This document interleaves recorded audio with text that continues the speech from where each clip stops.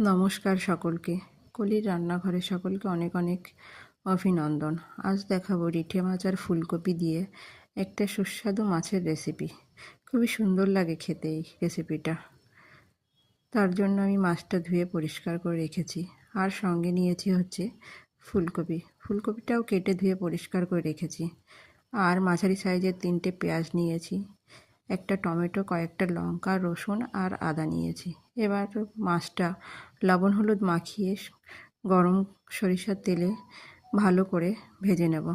এদিকে মিক্সচারের বাটির ভেতর আমি একটু আগে থেকেই জিরে আর টক দই দিয়ে দিলাম। জিরেটা আমার পেস্ট করা ছিল মিক্সিতে, সেটা আমি দিয়ে দিলাম। মাছগুলি ভাজা হয়ে গেছে, মাছটা তুলে নিয়ে ওই কড়াইতেই, ওই তেলের ভেতরেই আমি লাল লাল করে ফুলকপিটাও ভেজে দিলাম।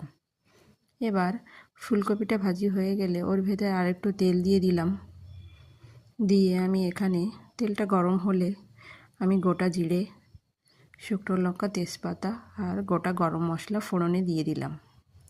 ফোড়নটা হয়ে গেলে যে পেঁয়াজ কুচিটা আমি রেখেছিলাম, মাঝারি সাইজের 3টে পেঁয়াজটা কুচিয়ে রেখেছিলাম, সেটা দিয়ে দিলাম। সেটা দিয়ে ভালো করে লাল লাল করে আমি একটু ভেজে নেব। আমার রান্না যদি কারোর ভালো লেগে থাকে তাহলে একটা লাইক, কমেন্ট, শেয়ার করার অনুরোধ রইল। এবার মিক্সিতে যে পেস্টটা করেছিলাম সেটা দিয়ে দিলাম। পেঁয়াজটা দেখো লাল ভাজা হয়ে গেছে, তারপরেই আমি মশলাটা দিলাম। এবার মশলাটা ভালো করে কষিয়ে নেব। কষিয়ে নেওয়ার পর উপর থেকে তেল ছেড়ে দেওয়ার পরে আমি এখানে দিয়ে দিচ্ছি পরিমাণ মতো লবণ আর হলুদ। লবণ আর হলুদ দিয়ে আমি একটু নাড়াচাড়া করে নেওয়ার পরে দিয়ে দিলাম ভেজে রাখা ফুলকপিটা দিয়েও আমি একটু হালকা ভাজবো।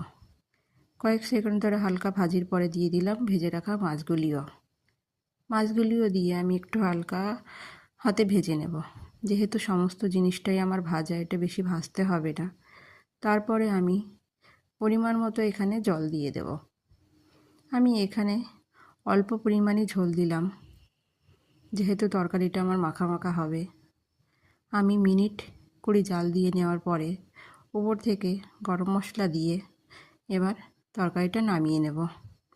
গরম গরম ভাতের সঙ্গে গন্ধরাজ লেবু দিয়ে এটা খেতে খুবই টেস্টি, খুবই সুন্দর লাগে খেতে। দেখো রান্নাটা আমার সুন্দর হয়ে গেছে। আবারও বলছি, কলির রান্নাঘরে সকলকে অনেক অনেক অভিনন্দন।